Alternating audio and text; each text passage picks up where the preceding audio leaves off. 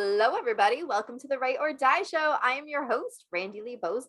On today's episode, I'm going to be talking to Amy Carpenter. Welcome, Amy. So excited to have you on the show. Thank you. I'm excited to be here. So first, just tell us a little bit about who Amy is. Sure. So I am an author and an educator, and I actually have also been in psychotherapy practice for about 25 years. So the author and educator piece has come about as of 2019. And I've got two books that recently launched, and so I'm trying to bring them into the world and bring some awareness to my work around sexual safety for teenagers. Excellent. No, so that's what you do, but who are you? Oh, I love the deep dive. Who am I? Well, I live in Maine, and that says a lot about me because living in Maine is its own particular experience. It's right now, very cold here. There is snow on the ground. We are definitely going to reach single digits soon, but I'm surrounded by trees. And so one thing about me is that I love trees, and I get to walk in the trees during my break times, and I love that. So being kind of a nature lover and a hiker and swimmer and different things like that are definitely a part of my essential being, if you will. Okay, I totally agree. I love nature. I don't really have too many trees around me, but we have the canal, so it is a nice little walk around with the water there. When there isn't snow, because we totally have snow too. Yeah. What state are you in, Randy? I'm actually in Canada, so I am by Niagara Falls. Oh, lovely. Yeah, we took a camping trip. We have a motorhome. We took a camping trip there a few years back, and they've really built up that town there. Yes, yeah, it's pretty big there. So I live about 20 minutes from there. Oh, nice. Yeah. Very, very cool.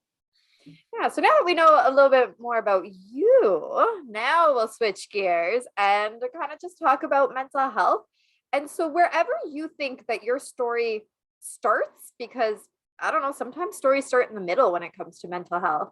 You just take us through it.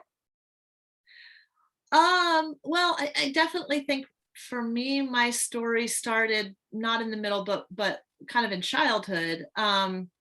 And of course, I didn't know I was going to be a mental health clinician, but I knew that I cared about people. I knew that I was curious about people, which I actually think is an essential part of my work as a therapist, and other people who work in that realm, is to be curious about the human condition and the stories that people bring into the therapy process is really fascinating, and it's a privilege to learn them.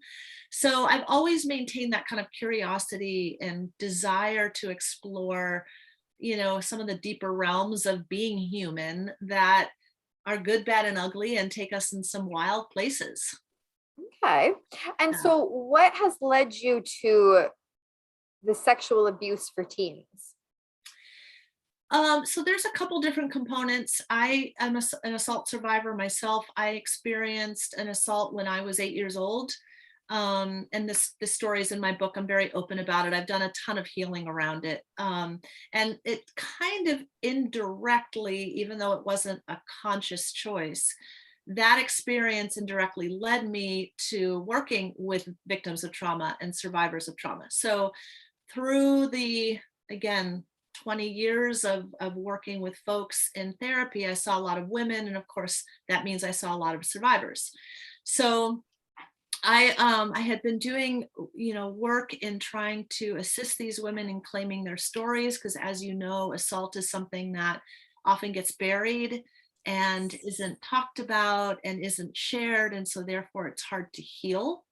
And because we live in a culture where victim blaming is so prevalent, it's hard to report, and it's hard to share. So really, for a lot of my clients, sharing their story in therapy was sometimes the first time they had ever shared it at all. So it was really apparent to me that this is a cultural issue we haven't done enough about, right? We all know that. But I had been responding to assault for so long that in 19 when my own daughter was assaulted while volunteering at a church soup kitchen. I started to see the picture differently. And I realized that I had been doing so much work in response, and that felt beautiful and effective and important, but that I also had something to share around prevention. Yeah. And that that experience, which was very emotional and devastating for me. And my daughter, by the way, has given me full permission to share this story. Her story is in the book. She's also given permission for that. She really wants young people to learn from it. But Yeah. I just began to see, like, we need to equip our young people with more tools. Yeah. We need to have more conversations, like in middle school, around how to be safe, how to think in a safety minded way, how to be out with your friends and have an evening that you can be able to have fun but still avoid danger. And there's a way to do Mhm. that. So anyway, that it really felt as though once I started to look at that desire in me, to bring some of that my own experience and my own wisdom as a therapist to the realm of sexual assault prevention, it kind of started to flow. This Yeah. the curriculum that I teach, the curriculum that is in both books, just like flowed through. And it's quite exquisite. I believe it's really an important series of classes that help young people understand who they are in the Yes. world. Yeah. Yeah. Yeah. Okay, so let's dig in a little bit. So 8 years old, that's so young, so tragic. I mean, any assault is tragic, but I just think when children are involved, it's heartbreaking. Yeah. Can you share with us a little bit about that story and how it affected you? Like, I know you said it kind of led you to wanting to go into psychology, but at 8 years old, how were you processing that? Right. Well, at 8 years old, I didn't process it at all. I'm happy to share the story. And actually, it did not lead me to wanting to be a psychotherapist. What's interesting to me is I ended up working in trauma, not intentionally. It Okay. wasn't, yeah, it actually wasn't until, and I'm glad you asked about that. It wasn't until my daughter was assaulted that I realized maybe I'm here for a larger reason than just Okay. responding to this issue with my clients. So anyway, but no, at 8 years old, I had no clue. I was innocent, naive. I was very much the good, sweet girl. And I never would have thought that something like that would have happened. Yeah. But basically, the assault that I experienced was from other children. So it makes a huge difference when you're talking Yeah. about an assault by an adult on a child versus an assault by children on a child. These were boys that lived in my neighborhood. Most of them were older than me. There was a group of about 8 of them. It felt like 20 of them when I was 8 years old, but there was about 8 of them. And what happened was my parents were out. I lived at a time when children were not heavily supervised like they are now. Yeah. I was by my siblings were like, we had a big property. So my siblings were playing somewhere and I was by myself playing in the yard. And these boys came onto the property and attacked me and held me down on the ground and basically took I think I had a little dress on. They took my underpants off and started taunting me. And this went on as I'm screaming at the top of my lungs, but we lived on a dead end street, so Mm. nobody heard me. And I kind of knew as I was lying there that nobody would hear me, but I screamed and screamed. And finally, this went on for a while, and they were taunting another little boy to take down his pants, which he did, and taunted him to stick it in her, which he did not. Thank God, he was a Oh, child. good. He was prepubescent. Mhm.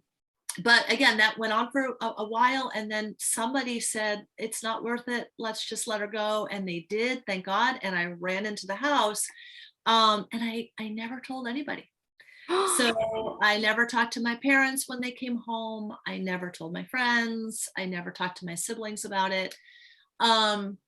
It wasn't until I was in my 20s that I went to a therapist for some unrelated issue. I can't even remember what.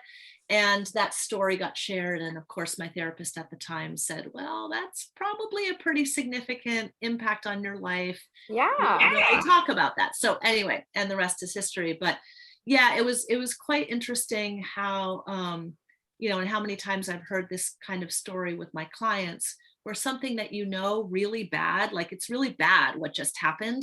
Yeah. I can't talk about it, this kind of secrecy. And I'm sure it was my own version of shame that, I didn't understand how to put myself as the good girl together with this experience. Yeah. So. And that's actually what a lot of the guests on this show have said when we were talking about sexual assault. I've had a few guests on, and that's what they say is I didn't talk to people because I was ashamed. Right. As if they asked for it, which is not true in the slightest, but that is a big part of the trauma that goes along with it, is the shame that for somehow, some reason, you signified that it was okay what they did to you. Right. And that is not the case at all. And it's a very significant point that it is done to you. You are not a willing participant in this event. Right. Because that we've got to get over that shame piece before true healing, I think, can really happen, and before people can start speaking up about it, because we shouldn't be ashamed. It's just like if your house is robbed, you call the police, you tell them. If you're in an accident, a carmobile accident, you call the police, you tell somebody. Right. But there's this giant stigma around sexual assault where the shame lies on the victim.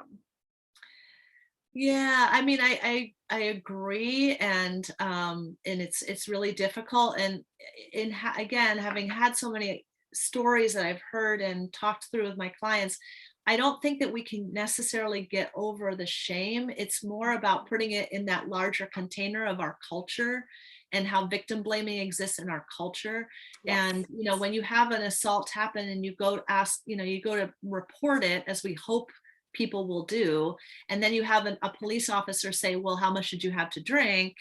And were you flirting? It's like, there's a reason why victims of assault experience so much shame. Yeah. And totally. Yeah. And that goes along. I'll have to look up her name, but I had a guest she was all about sexual assaults, talking about that. And her book is called Unreported. And it is all about that specific concept of people are re-victimized. So there's so many sexual assaults that go unreported. Right. And so how do we as a society kind of help in that situation when we don't even know what's happening? Yeah, and some alternative models, which it's unfortunate that they're alternative, because I think they could really help us if they were foundational, but like the restorative justice model, which would be hard with sexual assault, but not impossible. Yeah. Where you have discussions and accountability, right? We don't have, most often, I think one of the stats, and it's in my book, is 5 out of 1,000 reported cases will do jail time. 5 out of 1,000. So victims know, like, okay, not only am I going to be questioned by the police, but it may not end up doing anything. It's true. So now you're reliving all this trauma for no actual outcome. Now we still want people to report. And of course, if there is a report, then there's also, the name on file. So hopefully another person won't be hurt by that person. Exactly. But it is so hard. And so, yeah, I do think we need to try and create new models. Because I work with teenagers, I see so many school systems that just don't know how to deal with the aftermath of an assault when both the offender and the victim goes to the same school. How do you protect the needs of the victim who doesn't want to go to class, understandably, with the offender, but the offender hasn't been proved guilty? So it's just such a tricky business. Yeah. And that is where, and I think particularly in school systems where because of our public education laws, it's not going to be feasible to just say, okay, you don't come back to school. Yeah. That is where the restorative justice model could be really amazing, because it offers an accountability. And to me, I have a fantasy that the model would be carried out by a jury of your peers. So because most teens end up spreading the word, right? So the entire school community may know about this particular incident taking place. And again, what happens a lot with teens and their fear and confusion of the aftermath is it's a he said, she said, it's an allegiance with one or the other. There could be massive victim blaming and shame for the victim. There could be massive shame for the offender, but nobody's learning anything. It's just reaction. So, you know, I love the idea of a jury of your peers where you have your classmates. Everybody already knows what happened. Classmates sitting down with the offender and asking the offender, can you explain your actions? And what are what led you to take these steps, and what is your sense of accountability in having hurt another person? So you know, I just think that there's a lot of room for more of that, but we're a ways off, unfortunately. It's the same with us here in Canada. We're ways off there too. And I love how you're talking about accountability, because especially when we're talking about children or teens, and we assume that by the time they're teenagers, they know better. But how do we actually know that they know better? Because we don't actually know what kind of home environment they have, what they're seeing in the media. And in the school system, they really don't talk about it, at least with us, right? So it's a topic that the school is expecting the parents to discuss and teach. But if the parents aren't doing that, or the parents are expecting the school to do it, then how is this child supposed to learn it? It's not something that is an inherent knowledge that this is, especially if they're in a home situation where one of the parents is abusing the other parent, or the parent is abusing them, right? How does a child know at that point when that is their lived experience? So I love that you're talking about accountability, because we need to be teaching them that the actions were wrong. And you're right, we need to be proactive, not reactive to that situation. So that's going to lead me into the next question. Share a little bit, because your daughter gave you permission, about what happened and then your reaction as a parent, and more specifically as a parent who had went through their own situation.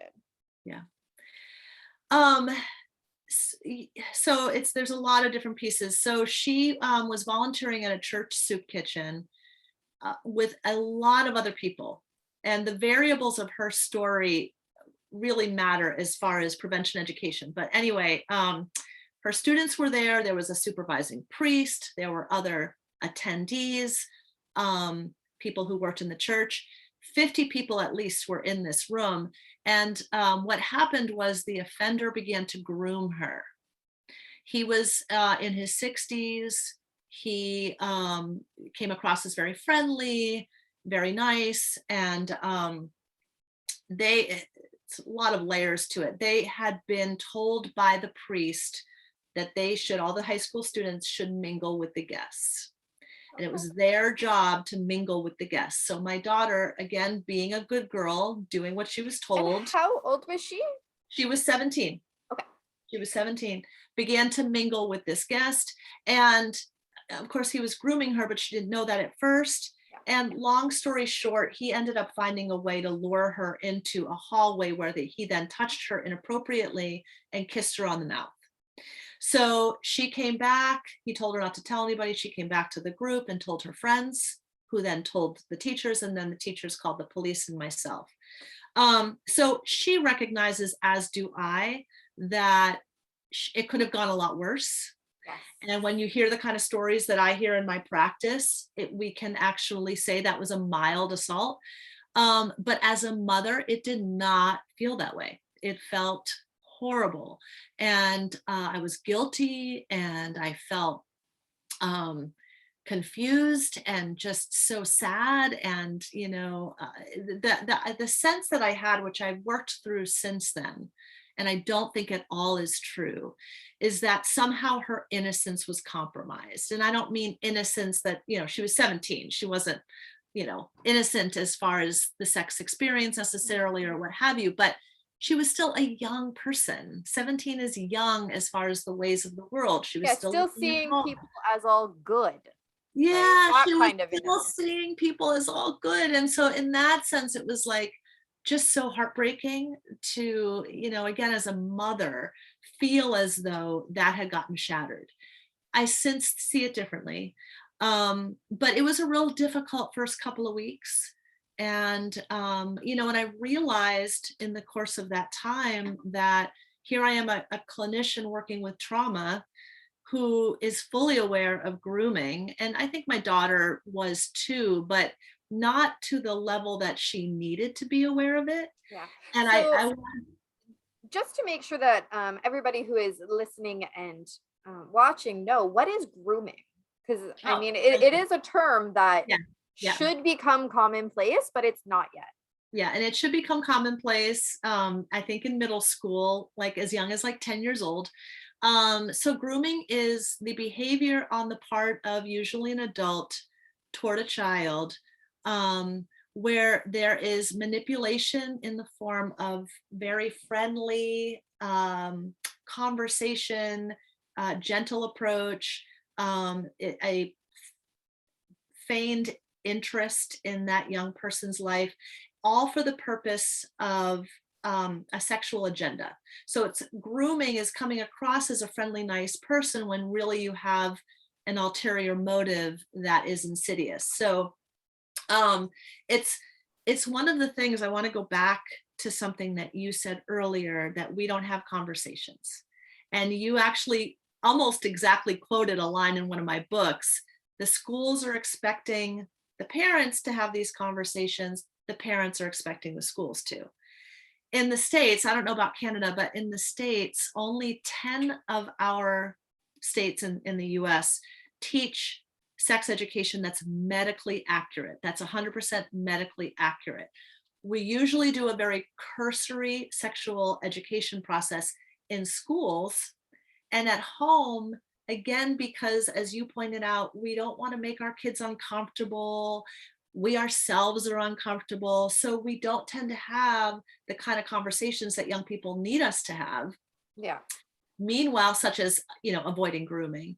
But meanwhile, as you pointed out, they're seeing all this information on their screens every day. So they're having to navigate sexually provocative material without really a place to process it. And, and that's why this book and this program felt so important, because we really go through, we take give really a roadmap for navigating all these cultural forces, but also helping teenagers understand like who they are as an individual in the midst of it all. Yeah. Okay, so there's just so much there, right? Like, there's just so much, because you're talking about 50 people in a room, and this person was able to groom her and try to get away with something that he knew he shouldn't have, because if he didn't know that, he wouldn't have lured her into an area with others, with nobody else there, right? Yeah. And the police officer said this is not his first time, so it was really good that she made the report and she got to see herself take right action and all of that. But again, there were 50 people there. Why didn't anybody step in? And that's another thing we talk about in the course, is like, if you see one of your friends be uncomfortable in a situation, go check in with them. Right. Which is so important. Yeah. And a lot of times though, these people are often so good at what they do in regards to grooming that other people might not even notice it either. Right. Because if it's just a person being nice, right, like you said, 50 people there, we're all just mingling, we're all just talking. How do you decipher that this person's intents are not just to be a nice person, right? It's not an easy thing to do by any stretch of the imagination, but I like what you said, check in with people, especially if you see somebody who is much older talking to your friend who is 17, or even if they're 25 and a 6-year-old person is talking to them, that's still a little bit strange. Yeah. Now, I'm not saying that every time an older person talks, like when I go for a walk, I always wave to the neighbors, and they're crossing guard every day. I look forward to saying, oh, have a nice day, and you too. And right. Yeah. Like, so it's not to say that we have to be worried that every person is going to be like that, but it's just being conscious to give a quick question. Hey, you feel all right? You feel comfortable? Right? Like, yeah. It can be hard to notice, but a simple thing of how do you feel can go a long way.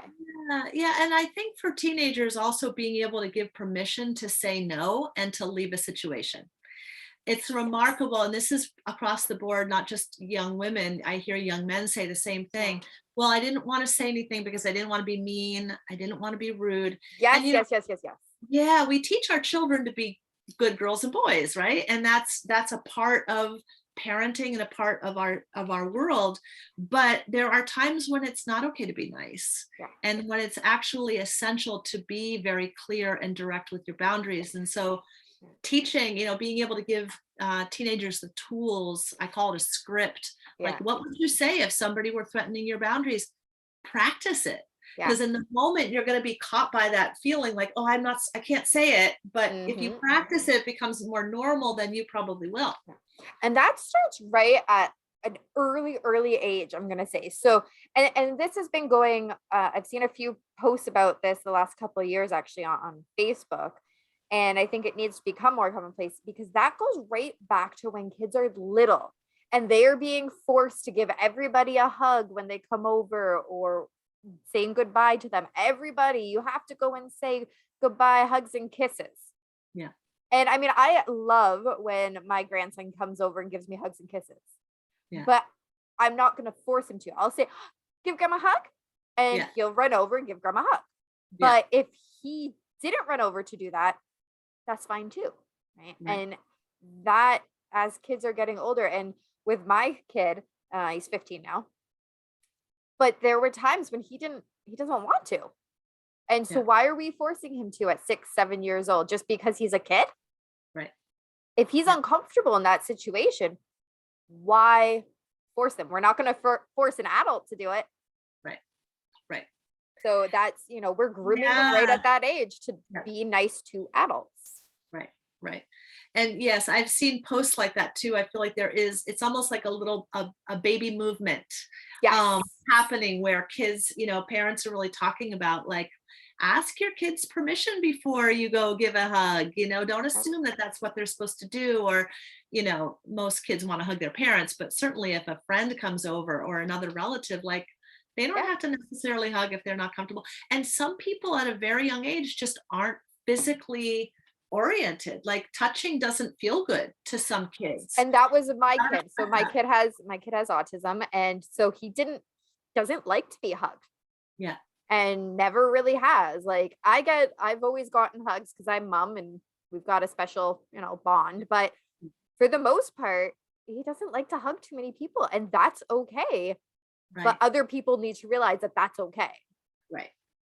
Right. It's almost like we have to train the adults in order to help our kids. Yeah. Yes, exactly. That's exactly what it is. Yeah, I agree. So, and I'm so glad that your daughter reported that, because again, even if they aren't convicted, the name is there. And like you said, the police said this isn't their first time, which means they have a record now. And as hopefully it never gets to the point that anybody is seriously harmed. Right. But now they have like a history to go by. If there was an investigation that needed to go more in depth, there's this history there. And that's part of reporting it, is getting their name. And you said it before, getting their name on that list, so that there is a history that if something, I wish it wouldn't, but if something bad, much worse was to happen, it's there. Right. Yeah, it is, it's difficult because, of course, there are young people who will have no problem reporting, and there will be young people who will have a great deal of difficulty reporting. And so it's really up to each person. Yeah. But I would argue that the onus is on our systems, like our legal system, to make it an easier pathway. And there are people doing some really cool stuff. So Dr. Ruth Campbell is a neurobiologist, I think, and she is doing a lot of work around trauma and responding to trauma in a mindful way. So she's working with police departments around giving victims time between the assault and reporting the assault, where they can, get back to their center. Because Yeah. trauma can do a lot of things to the brain, and we don't always function at our optimal when we are living through trauma. It's kind of the opposite. So anyway, she's just doing wonderful work educating, police departments and legal communities around, you give your officer 2 days off when he witnesses a murder. Yeah.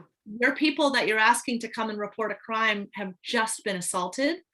So questioning them about what they drank or questioning them about, their behavior is the opposite of effectively responding to that crime.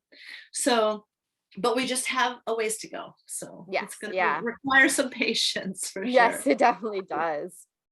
All right. So tell us about this program. You keep saying program. So yeah. So it's 5 classes. And we that both 5 classes are outlined in the books. I've got book 1 is for young people, Be Strong, Be Wise, the Young Adult's Guide to Sexual Assault Awareness and Safety. That's book 1.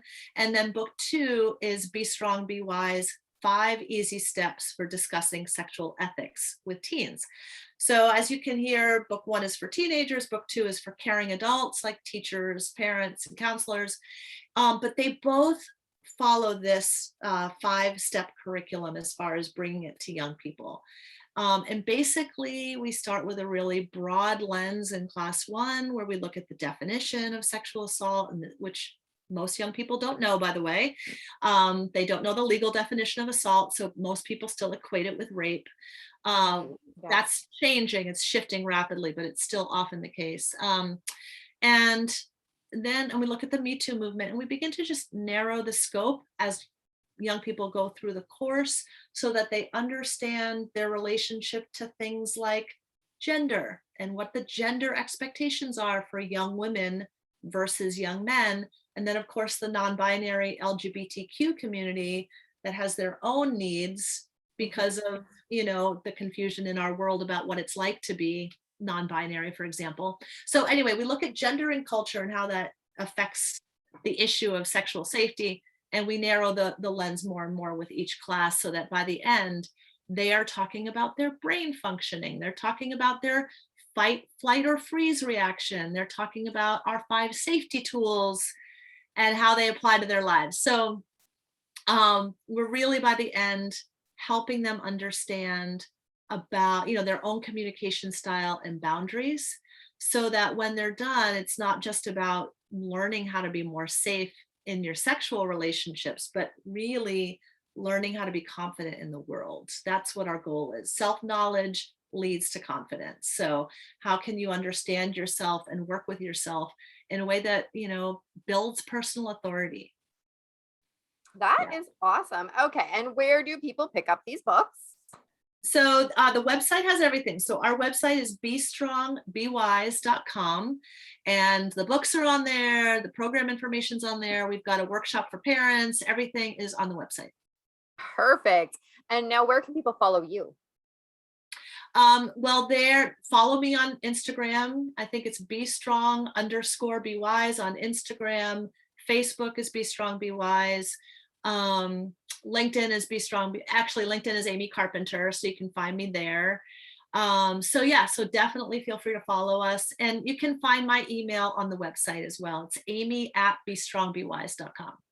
Perfect. And we're going to put those links down in the description below, so that people can very easily get a hold of your books, follow you.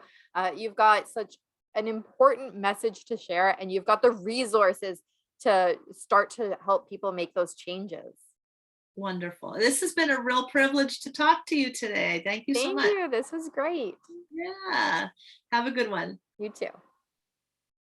Again, thank you so much, Amy. That is such a big topic. And I love when guests come on the show and they share about their experiences with it. I mean, I love when all guests come on and share their experiences with it. But I know that this topic in particular can be very hard to talk about. So hit that like and subscribe button here at the channel. Make sure you never miss an episode. Share these episodes out with your friends because this is an important message. Remember, we do have a merch store where 10% of the proceeds goes back to the Canadian Mental Health Association.